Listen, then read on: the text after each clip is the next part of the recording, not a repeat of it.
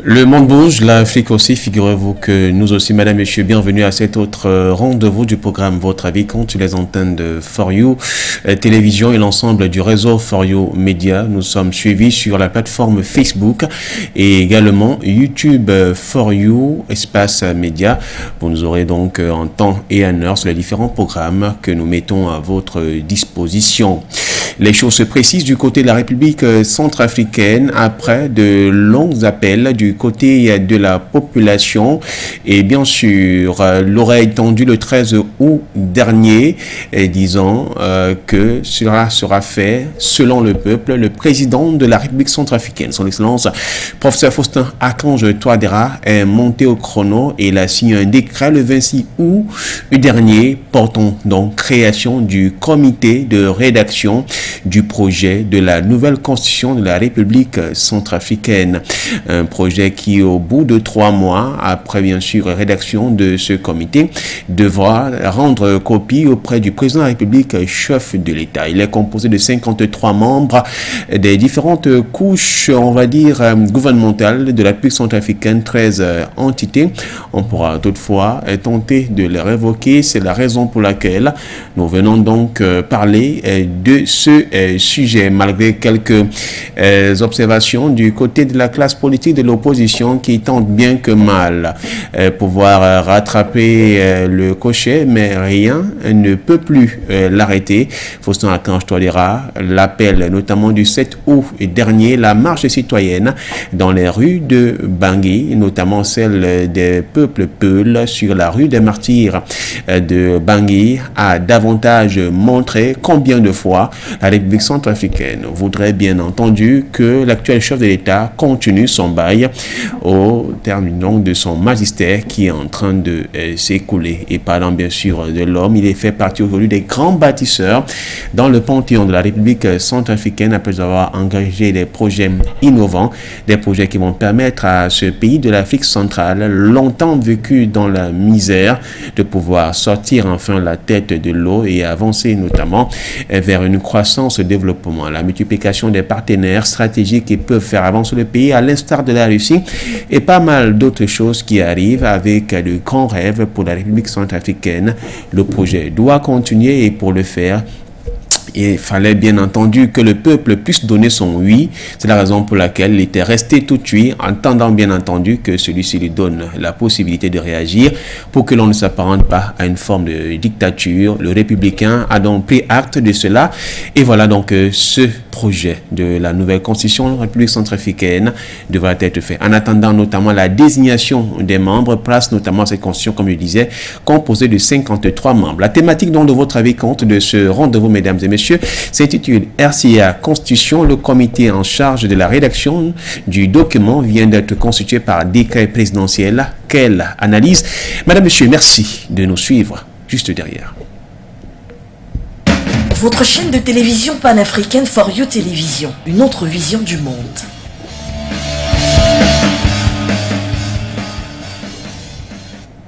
RCA Constitution, le comité en charge de la rédaction du document vient d'être constitué par décret présidentiel.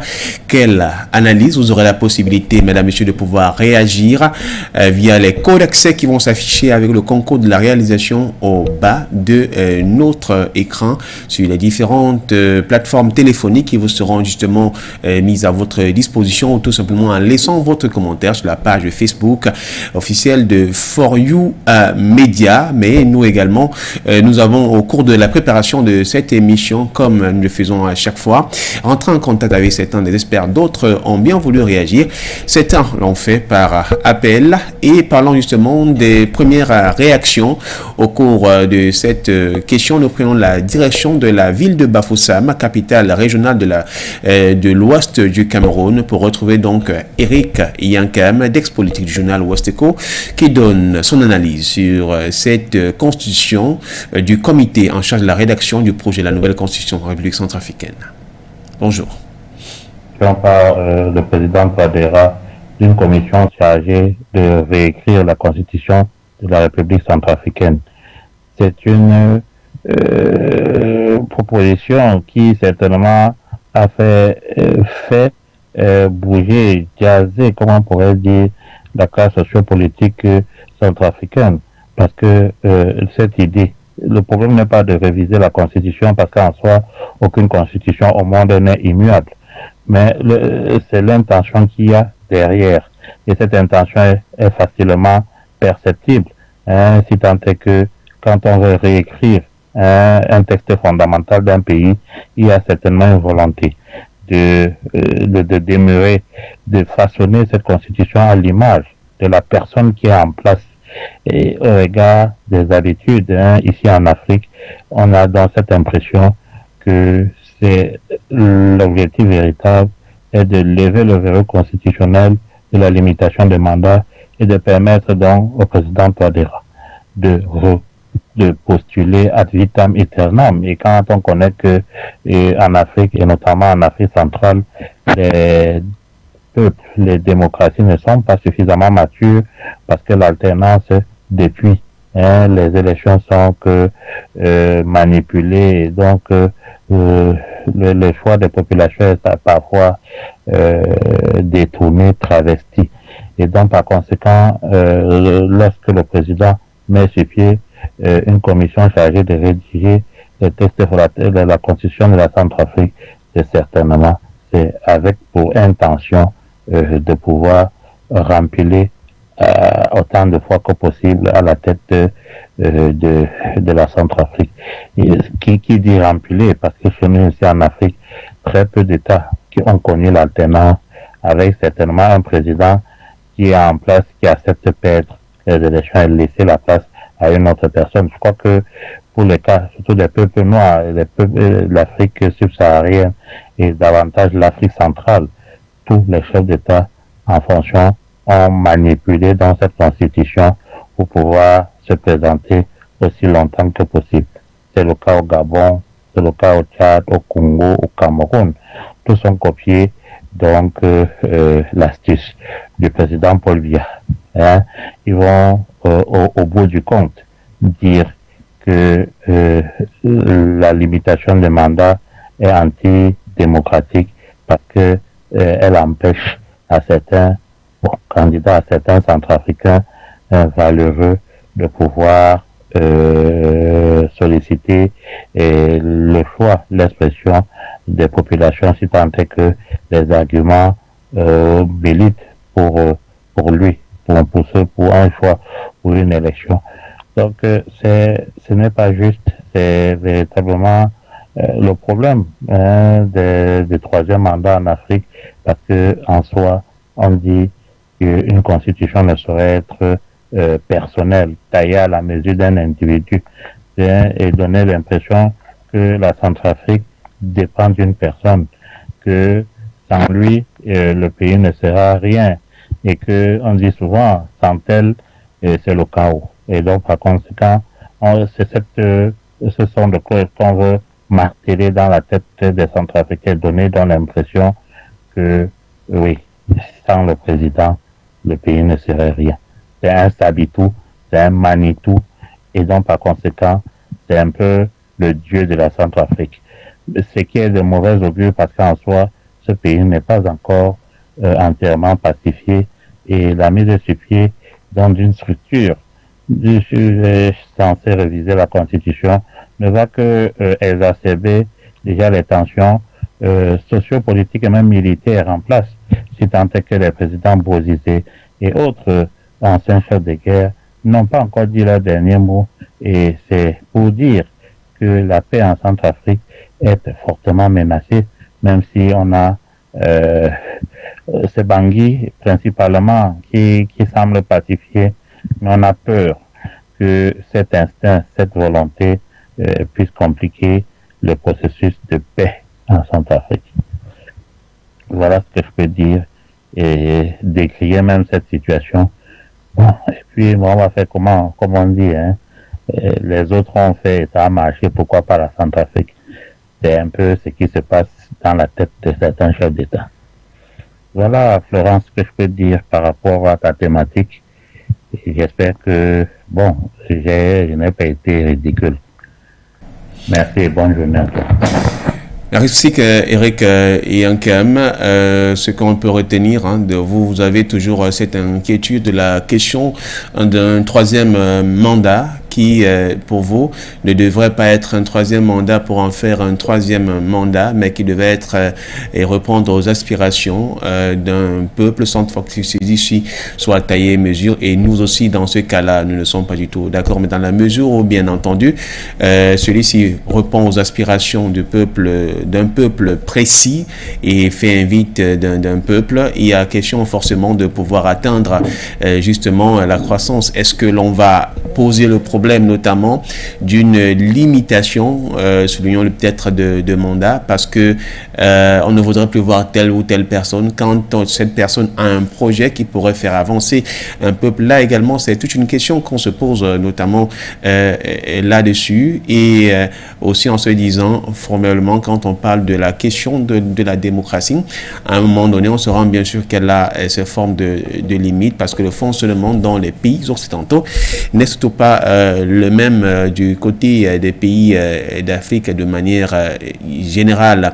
Et autre chose quand même qui me paraît assez intéressant, c'est l'inquiétude, notamment sur la question de la stabilité au moment où, comme je le disais en termes de cette émission, pendant que la grande majorité du peuple est en train de scander cette révision qui a donc donné le plein pouvoir au président de la République de créer le comité de rédaction, il y a d'un autre côté ces questions de l'opposition qui forcément ne pourrait pas admettre cela tant qu'on sait que c'est un duel politique qui est mené, et pourrait peut-être voir davantage une certaine recrudescence de l'autre côté des anciens chefs de guerre. Le cas par exemple de l'ancien chef d'État François Bozizé qui est séjournant du côté du Tchad. Vous pourrez, mesdames et messieurs, au plus 237 693 589 668 ou encore par Skype For You Télévision, ou même le faire par Zoom au plus 64 9 889 05 26. RCA Constitution, le comité en charge de la rédaction du document vient d'être constitué par décret présidentiel. Quelle analyse est-ce que nous pourrons dégager de ce document qui s'affiche donc sur votre écran pour ceux qui n'ont pas pu avoir accès à lui tout simplement. Cette mouture d'en tête, on va prendre encore cette autre réaction directement. Quel est le point de vue? Parce que là, ça paraît aussi beaucoup plus intéressant avec vous, Alaï, qui est notamment du côté de la ligne. On sait que le Mali, parce que ces derniers temps, quand même, il semble avoir une sorte de, je vais dire quoi, je ne parlais pas de copinage, mais de fait de ressemblance entre le Mali et la République centrafricaine. Nous parlions il y a quelques jours de cela, du départ des forces françaises annoncées du côté de la RCA, alors que cela a été acté du côté du Mali. Il y a notamment la dotation des avions de chasse qui a été acté au Mali et récemment fait en RCA, et parlant notamment encore de ce comité de rédaction du projet de la nouvelle constitution, lui qui vient récemment d'être rendu public par décret présidentiel, alors qu'au Mali, cela avait été annoncé il y a quelques semaines de cela par le président de la transition, le colonel Assimi Goïta. Votre analyse, mon cher Alaï, bonjour. Bonjour Foryu Média, bonjour Florence, bonjour chers amis panafricains. Moi c'est Alain Kouriba, réseau des jeunes actifs. Et j'appelle depuis Bamako, la capitale malienne. Merci. Les thématiques RCA, réforme constitutionnelle, le décret de nomination du comité qui doit faire la rédaction de la nouvelle constitution en RCA. Merci. D'abord, ce qu'il faut retenir, les chefs d'État africains et les réformes constitutionnelles, c'est une longue histoire et c'est toujours une histoire qui n'est pas du tout une histoire de guerre, comme on l'entend très bien. Et surtout quand on essaye de voir de 2016 à nos jours, Et il y a une première réforme constitutionnelle en 2016 et en 2022 une autre réforme constitutionnelle. Moi personnellement je dirais trop, beaucoup trop dans la mesure où les lois qu'on met en place en moins de 10 ans que ces lois soient dépassées par notre propre politique, cela donne beaucoup de questionnements sur les personnes ou sur les institutions qui garantissent la pérennisation de cette loi fondamentale. Ça, c'est mon point de vue personnel. Deuxièmement, les réformes constitutionnelles en Afrique très généralement sont portées par des présidents en exercice et que dans la plupart des cas, ces réformes, on connaît la suite. Comme à la tradition, qui prépare les élections gagne en Afrique. Les réformes constitutionnelles, très généralement, c'est les chefs d'État qui est porteur de ça et il a à 90% de faire passer ses propres propositions de loi. Ça, c'est très clair. Et dans le cas RCA, quand on essaie de voir les contextes actuels, malgré qu'il y a eu une partie de la population qui avait demandé à ce que la constitution soit changée pour que le président actuel puisse se présenter à nouveau pour ne pas casser l'élan que les Centrafricains ont pris pour pouvoir sortir du colonialisme.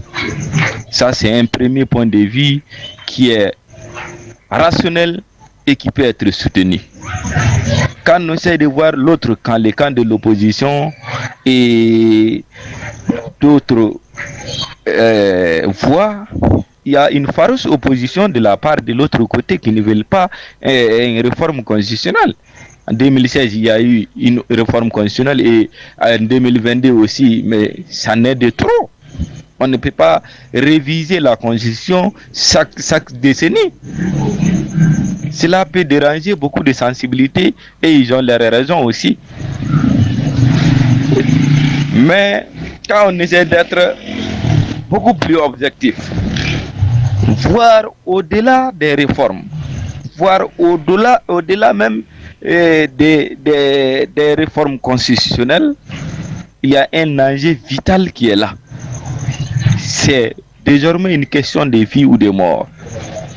Et c'est cette pronostic vital de la République centrafricaine qui est en jeu. Et le chef de l'État, le président de la République, a dans la tête cette dernière façon de voir les choses. Il s'agit de la vie de la nation qui est en jeu. Il faut coûte que coûte faire quelque chose pour pouvoir stocker l'hémorragie qui est en cours. C'est de faire une réforme constitutionnelle, maintenir l'équipe dynamique qui a actionné ces changements et continuer dans les mêmes schémas. Voilà ce qui motive le président à faire une réforme constitutionnelle. Certes, si il s'agit de sauver toute une nation, une réforme n'est pas de trop. Et je serai d'avis avec le président, c'est toujours le peuple qui tranche et le peuple va décider. Du moment où il y a un décret qui a nommé les responsables qui seront chargés de la révision ou de la rédaction de la Constitution et que le décret a nommé des personnes qui sont inclusives, que tous les sensibilisés se reconnaissent parmi ces gens-là, déjà une première victoire. Si le décret n'est pas attaqué et que les Centrafricains sont d'accord avec cette proposition, c'est déjà une première victoire. Du moment où ils parviennent à faire une réforme constitutionnelle et peut-être qu'ils vont augmenter le nombre de mandats présidentiels, c'est l'esprit même de la chose. Donc, cela n'est pas seulement pour blesser la démocratie, mais c'est pour sauver les Centrafricains. s'il s'agit de protéger la démocratie et sacrifier son pays, là on veut être un peu plus subjectif dans un point de vue global, mais s'il s'agit de sacrifier la démocratie et sauver le pays, je pense que moi, personnellement, je vais opter pour le deuxième choix, qui est de sauver mon pays, et après la démocratie, on verra. Et je pense que c'est dans cette lancée que les Centrafricains, en tout cas les tenants de cette nouvelle constitution, sont dans cette optique-là. Et nous demandons à ce que le peuple veille. Il ne faut pas que l'arbre casse la forêt. Il faut qu'ils se disent la vérité. On peut gouverner pendant 10 ans. On peut réformer dans beaucoup de choses pour pouvoir placer des garde-fous pour que tes successeurs puissent continuer ton propre combat. Du moment où on ne parvient pas à faire cela, là aussi, c'est des questionnements que les Africains doivent en tenir compte. Et cela est très important.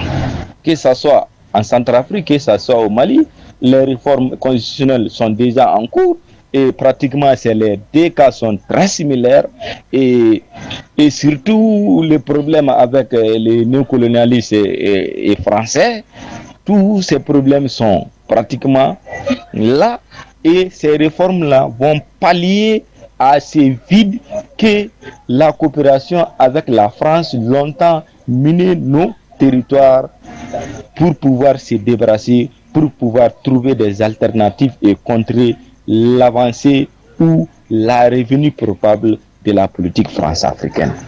Je pense que cet paramètre aussi est à retenir dans la nouvelle réforme constitutionnelle, que ce soit au Mali, que ce soit en Centrafrique. Donc c'est à nous, peuple africain, c'est à nous, dirigeants africains, c'est à nous, responsables africains, de faire très attention. Il faut, à un moment donné, respecter ta parole donnée. Il faut respecter tes lois, il faut respecter tes principes, il faut respecter ta constitution et c'est quelque chose de très important.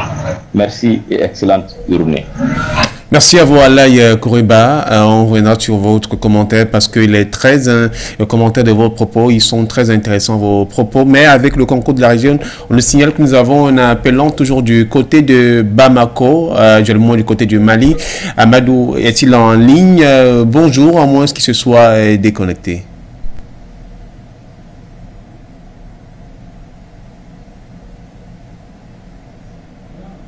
Bonjour, Amadou.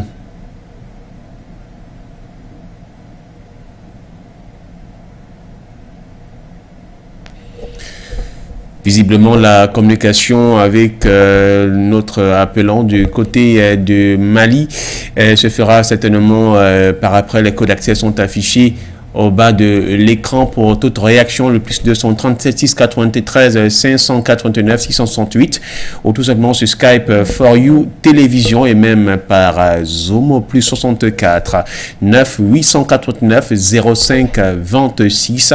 Voilà différents codes d'accès par lesquels vous pourrez nous avoir. Parlons notamment d'Alaï Kouriba. La réelle inquiétude et puis certainement, comme vous le disiez, ce n'est pas de réformer. On revient toujours sur cette question épineuse de réformer pour réformer, mais lorsqu'il s'agit notamment de pouvoir sauver son peuple qui est au bord notamment de la dérive, lorsqu'il est question de pouvoir le sortir du gouffre, qu'est-ce qu'il y a lieu de faire? Devrait-on rester cartésien sur une question d'un document qui plus ou moins pourrait avantager quelqu'un d'autre et faire sombrer le pays?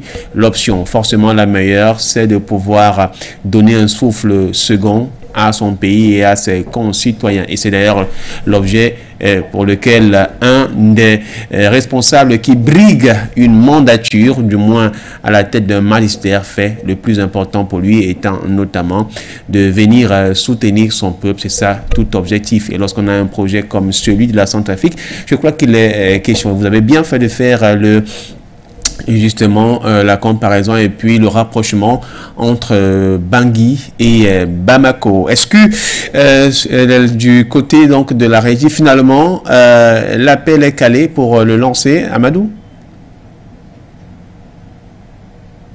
For You Media. Oui, bonjour.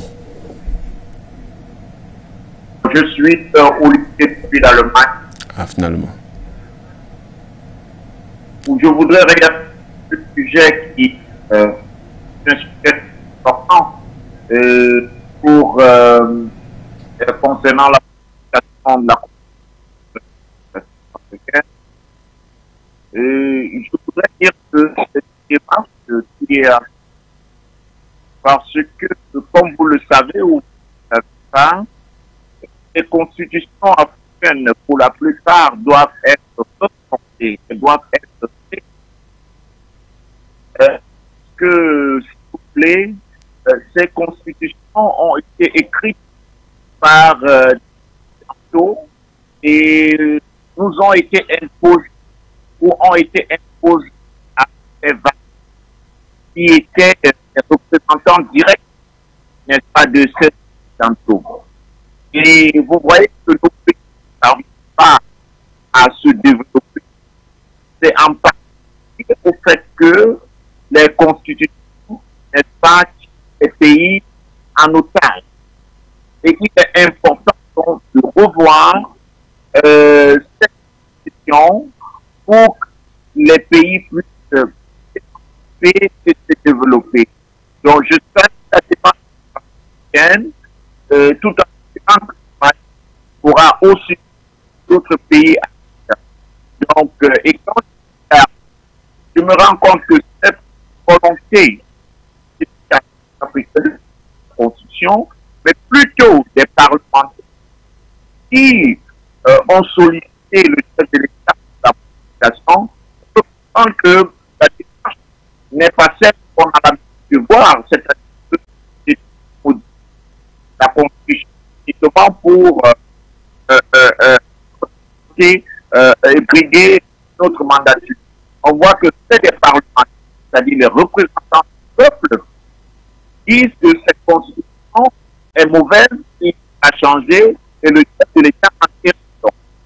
Donc, ce que je peux dire, c'est qu'il faut saluer, n'est-ce pas, et saluer la République africaine pour que cette modification se fasse surtout dans le fond. Surtout dans le fond, que pratiquement tous les actes soient revus, mais au profit cette fois du peuple africain et de la République.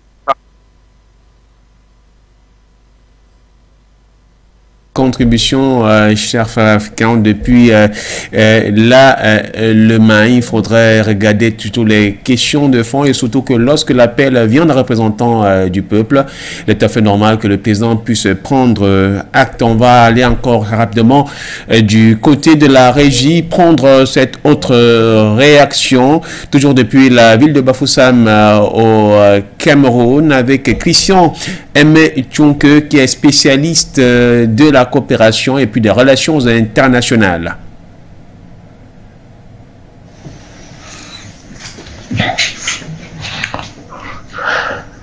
Fidèle auditeur, c'est toujours un plaisir d'être avec vous. Je suis Christian Aimé Tchonke de G2, spécialiste des questions de gouvernance et de relations internationales.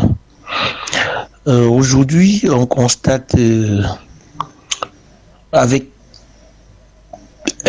satisfaction la philosophie et la vision du renouveau démocratique qui irradie cet État qui, depuis longtemps en Afrique, a fait l'objet d'une instabilité quasi notoire au regard des crises sociopolitiques qui ont connu son évolution et surtout matérialisées par des coups d'État à répétition. Mais aujourd'hui, cet État, qui n'est autre que la République centrafricaine, sous l'ère du président actuel Touadéra, manifeste depuis longtemps une volonté d'asseoir une stabilité constructive et un renouveau démocratique pouvant permettre une marche en avant de ce pays au potentiel de ressources naturelles élevées. D'entrée de jeu, nous allons observer que le revirement géopolitique et géostratégique de la République centrafricaine qui, sous l'égide de son président, a pris la résolution de redéployer son énergie vers de nouveaux partenariats militaires, sécuritaires et géostratégiques avec le recours à la Russie comme partenaire stratégique militaire a sonné le glas à plusieurs années de morosité, de monotonie sur ces questions, avec la présence française de la MINUSCA qui, peut-être plus mal que bien, s'est déployée à asseoir la stabilité sociopolitique et le développement économique du pays. Donc, sous l'ère de ce nouveau président, la Russie est venue assurer un pan de sécurité où on peut dire qu'il y a une relative sécurité en République centrafricaine, mais à côté de cette relativité sécuritaire qui a donné de l'espoir à toute la communauté et surtout au gouvernement, il fallait adosser, tracer les voies, les perspectives d'une sortie démocratique des crises avec une nouvelle République centrafricaine qui devrait ou qui doit être celle-là qui est loin des affrontements militaires anti-Balaka Seleka, ou celle-là qui doit être l'objet des coups d'État et des putschs, mais une transition démocratique qui devrait permettre à la nouvelle République de constituer des mécanismes d'évolution du pouvoir et de gestion des activités ou des affaires de l'État selon les règles qui soient consenties, consensuelles, partagées et adoptées par le peuple. C'est pour cela que l'idée de la rédaction d'un document constitutionnel est venue et le président a pris par un acte co-signé des membres du gouvernement intéressés par la question, un acte qui crée le comité en charge de la rédaction de la nouvelle constitution de la République centrafricaine. D'emblée, l'analyse que nous pouvons faire, c'est qu'il y a une volonté manifeste pour le président Touadéra de créer un consensus sur l'avenir de la Centrafrique en mettant sur la même table les différents acteurs de la société centrafricaine pour discuter de la vision nouvelle que la Centrafrique doit mobiliser ou alors doit poursuivre pour assurer un avenir plus paisible, plus sécurisant et plus meilleur à la jeune génération. Et au regard de cet acte, on peut dire en deuxième analyse que le président de la République centrafricaine a fourni un effort de représentativité, même si on ne peut pas parler d'une parité parfaite, parce que la représentativité n'est pas aussi proportionnelle, mais le président a convié à la table des discussions, de la préparation de ce texte, tous les représentants ou tous les maillons de la société. Donc, au finish, on peut dire que ce comité, qu'on peut véritablement accorder une crédibilité, une légitimité, est représentatif. Et on attend donc des différentes catégories, que ces catégories puissent porter, comme le décret lui-même l'indique, des hommes crédibles, des hommes expérimentés, pouvant, au-delà des égos catégoriels ou individuels, penser tout d'abord à l'intérêt sécurité, au développement et à l'avenir de la Centrafrique. Donc c'est une commission qui, ma foi, et de l'avis de tous les Africains, qui doit être porteuse d'espoir d'une sortie définitive des crises sociopolitiques, des conflits armés en Centrafrique, et À ce sujet, nous interpellons les différentes catégories véritablement de miser, d'envoyer à cette négociation ou alors comme membre de ce comité des vrais Centrafricains qui portent l'esprit de patriotisme, des vrais Centrafricains qui en ont marre de l'histoire du passé sombre de la Centrafrique et qui nourrissent l'ambition de déployer ou de mettre la Centrafrique sur une nouvelle trajectoire où les enfants centrafricains ne seront plus appelés à fuir, à quitter leur pays pour se retrouver au Cameroun, à Betaréoya ou au Tchad parce que les crépitements d'armes pour la quête du pouvoir rendent la cohésion, rendent la vie, rendent les efforts économiques impossibles. Donc, c'est une commission qui appelle à se constituer en bon père de famille et garder en tête exclusivement l'avenir ou le bien-être de la Centrafrique.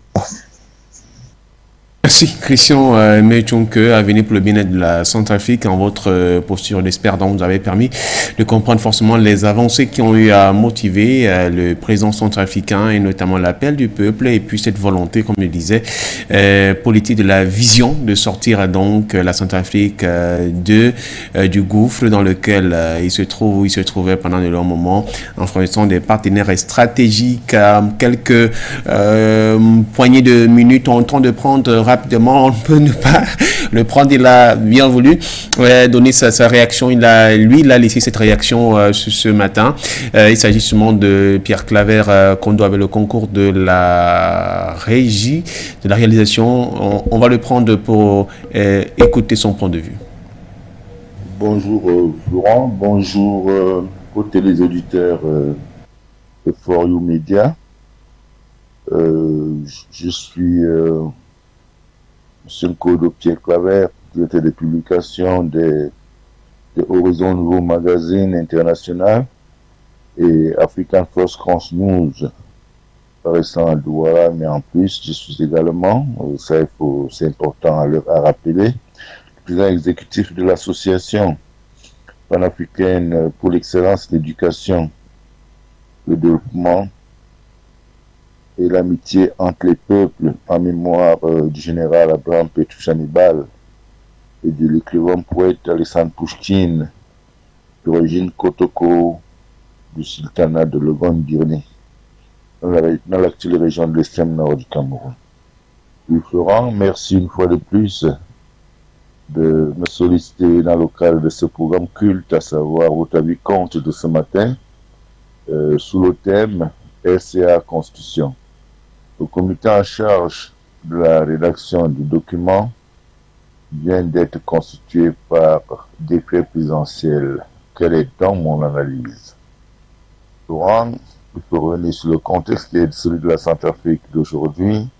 Une Centrafrique qui sort de décennies de troubles et de chaos, qui, depuis l'accession au pouvoir du président Faustin Archange Touadéra, avec la collaboration ou alors le soutien, la coopération de la Russie, par la collaboration de la coopération de la Russie, retrouve progressivement les bienfaits de la paix.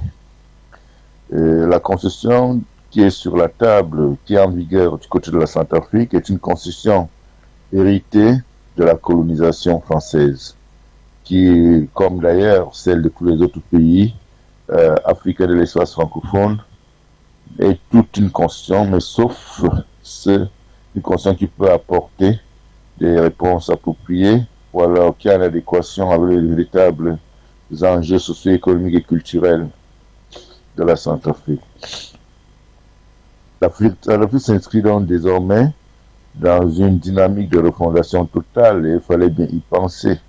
C'est vrai que cette constitution sera révisée dans le cas à la suite de l'appel du peuple invitant à la révision de celle-ci, et on ne doit pas quand même croire que le seul point à l'ordre du jour en matière de révision de cette constitution, c'est seulement le verrou de la limitation des mandats présidentiels. Je ne pense pas. Je pense que La Centrafrique est sur le point de se doter d'une nouvelle constitution totalement relookée et adaptée à ses exigences en matière de développement macroéconomique et autres. C'est donc une constitution de la refondation qui sera ainsi écrite, pensée et mise en musique plus tard par les Africains, par les Centrafricains et pour les Centrafricains. Il faut quand même rappeler à nos téléauditeurs que ce sera une concession. La tâche a été dévolue à un comité de rédaction qui compte 53 membres, donc des membres représentant toutes les couches, alors toutes les strates de la société centrafricaine, que ce soit sur le plan politique, sur le plan administratif, sur le plan traditionnel. Bref, c'est 53 membres qui ont été désignés, qui sont choisis en fonction de leur expertise, de leur expérience et de leur qualification. Voilà, donc merci à vous d'avoir pu apporter votre réaction ce matin, mon cher Pierre Claver Kodo. Ce que vous avez eu à souligner, ce n'est pas que la question qui